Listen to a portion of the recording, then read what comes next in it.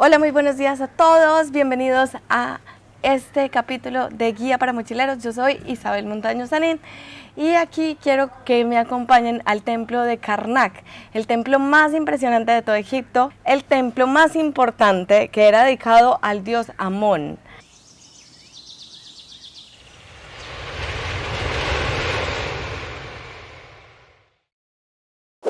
Aquí vamos a visitar este templo, vamos a ver un poco de su historia, vamos a ver un poco de su iconografía y un poco de todo lo que vivimos alrededor, pero sin olvidarnos de esta parte tan humana que es el acoso en Egipto.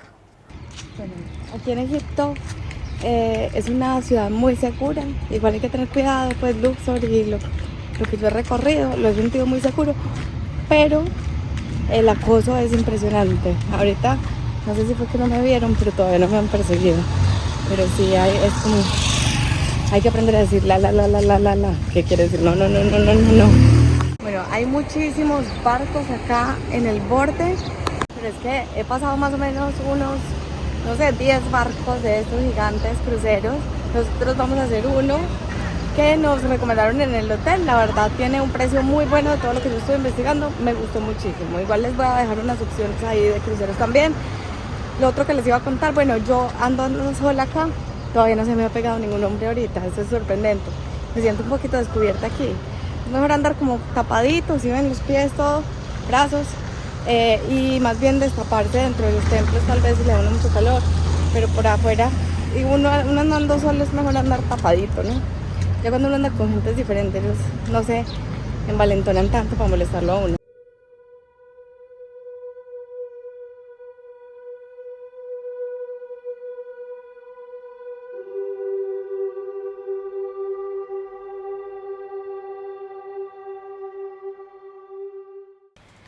El templo de Karnak está dividido en 3 zonas. La zona principal de Amón, luego está la de Mut y la de Khonsu. Tenemos el recinto de Amón, luego está el templo de Opet, donde se hacía la ceremonia de la barca, el segundo mes de la crecida del río Nilo. Y tenemos el templo de Taj. El templo de Karnak es el templo más grande de todo Egipto y es un templo que fue construido en el lado este oriental, donde sale el sol, ya que esto se relaciona con el nacimiento, con la resurrección, con la vida, con el júbilo. Y en el lado oeste, que es donde se oculta el sol, ahí encontramos todas las tumbas de Egipto, que está relacionado más con la muerte, con el descanso, con la paz de las tumbas.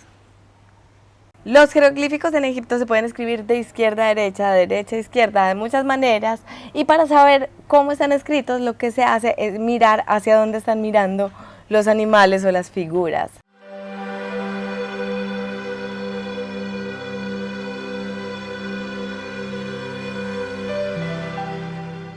Son bastante acosadores acá en Egipto, es bastante desesperante, un poco con las fotos, un poco con lo del dinero, es como que ya es mucho, ¿no? Yo en este momento no estoy tan paciente, me gusta mucho tomarme fotos con la gente, pero y también estoy de acuerdo en darles propina también, porque es que acá los salarios son muy bajitos, son de $70, son salarios muy bajos, así que también está bueno ayudarles.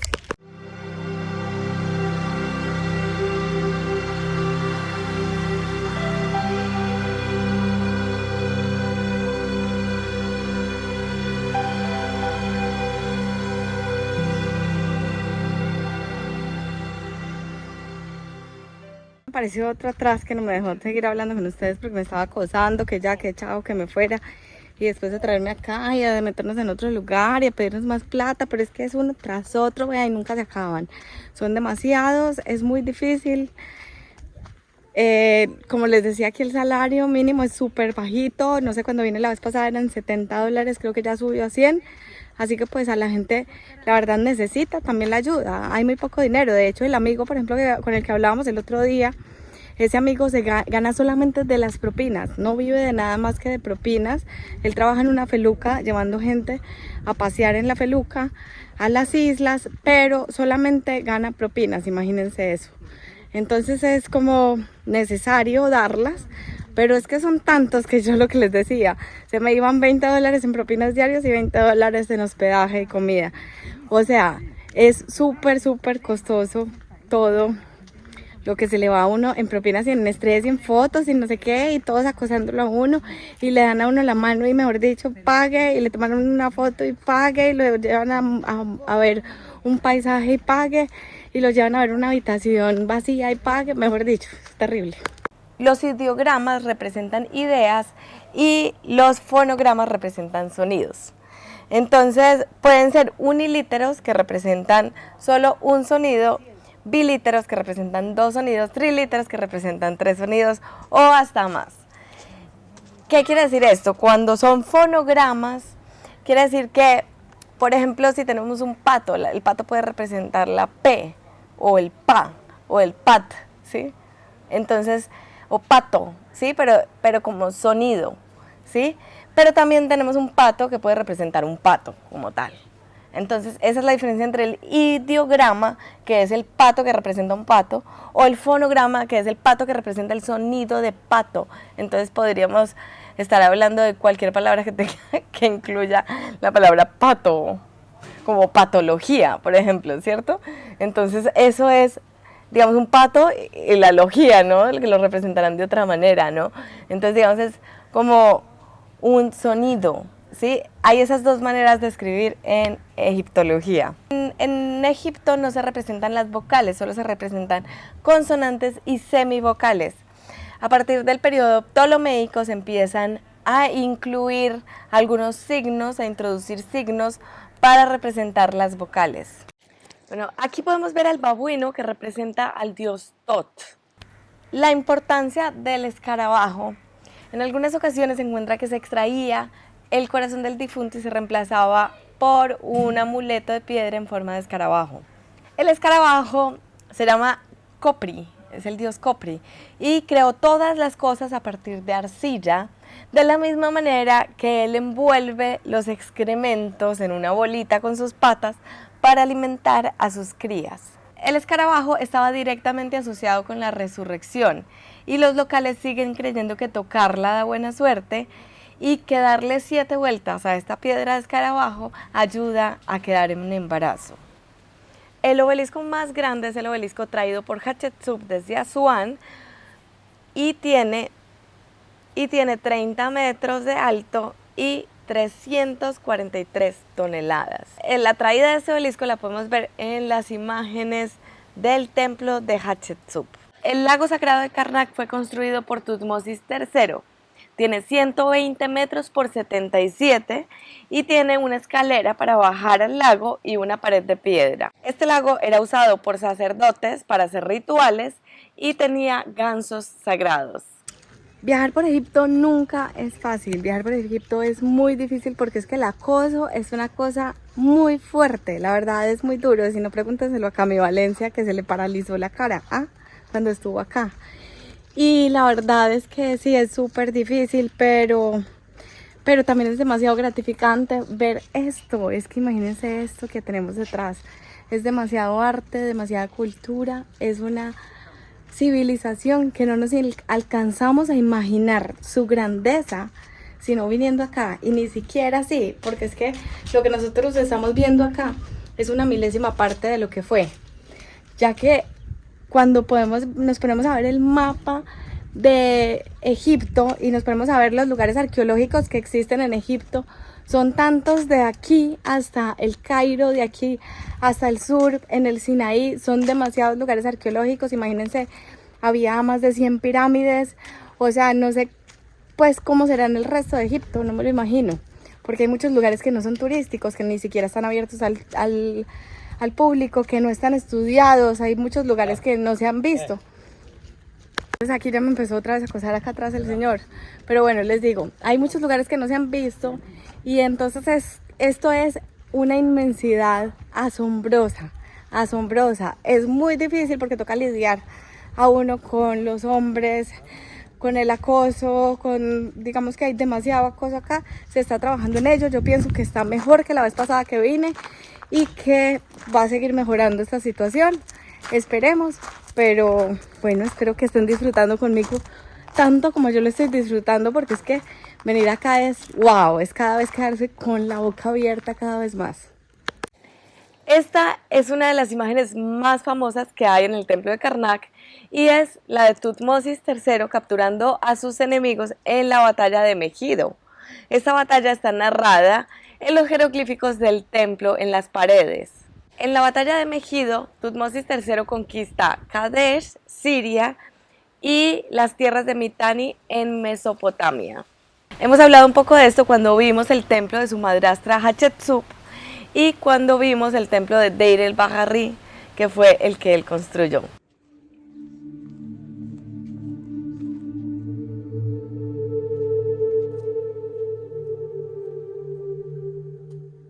A mí sinceramente me sorprende mucho lo mucho que está estudiado Egipto y lo poquito que está estudiado. Como veíamos el otro día, esta señora que había trabajado durante 20 años en una sola tumba y le preguntaban ¿cuánto más crees que necesitas trabajar para tener esta tumba abierta al público? Y ella dijo pues tal vez otros 20 años. Entonces imagínense, eso es una sola tumba y hay miles de tumbas y vemos estos espacios tan grandes y la poca información que uno encuentra en internet, porque yo a veces por ejemplo tomo imágenes, busco en Google y encuentro muy poquita información sobre todo. Entonces es impresionante, es demasiado poco lo que podemos encontrar, lo que podemos aprender por nuestra cuenta. También vemos por ejemplo que los guías, unos dicen una cosa, otros dicen otra, entonces es como demasiado confuso. Yo pienso que bueno, todo está escrito, se debería saber, pero también hay interpretaciones, no sé, la verdad no sé cómo funciona, pero me parece bastante complicado. El tamaño de las columnas de la sala hipóstila es enorme, tanto así que se calcula que en sus capiteles pueden caber hasta 50 personas.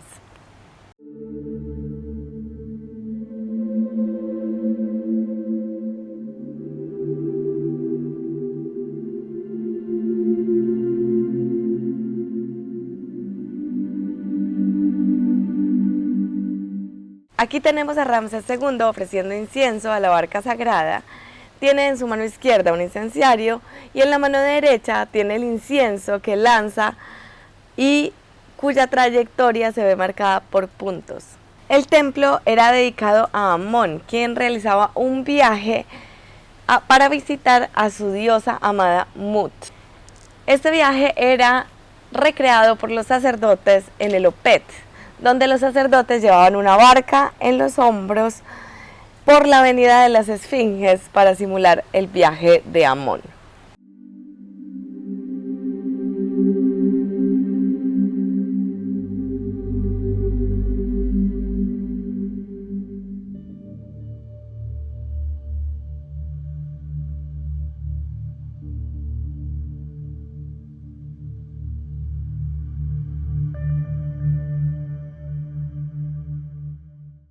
Ramsés II recibe los jubileos, el cayado y el mayal de Amón-Ra, en compañía de Mut y Khonsu.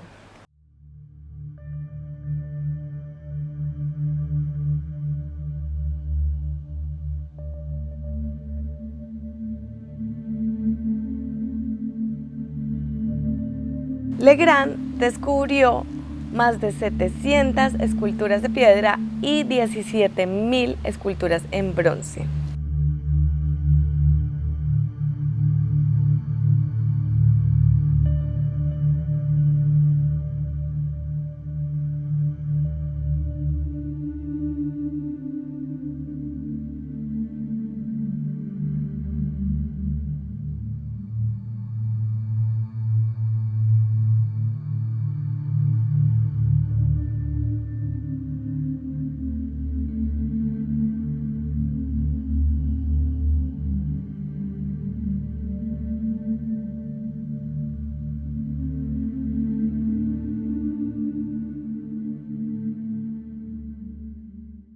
La avenida de las Esfinges actualmente tiene medio kilómetro y 40 esfinges.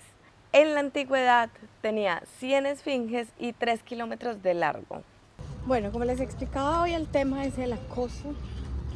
Y entonces uno aquí no puede mirar a los hombres a los ojos, porque si uno se pone a mirarlos mucho, pues le tiran besos y ya se ilusionan.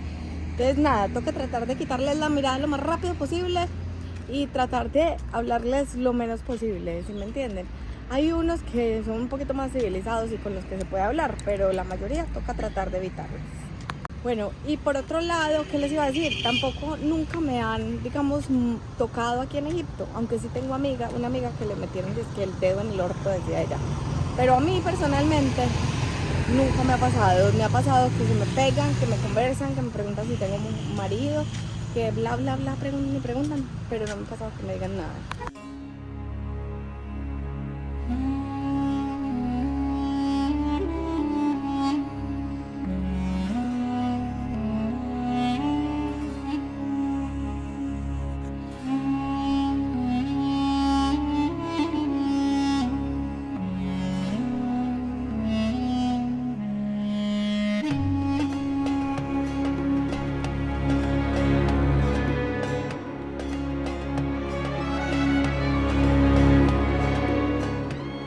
Bueno chicos, espero que les haya gustado este capítulo de Guía para Mochileros.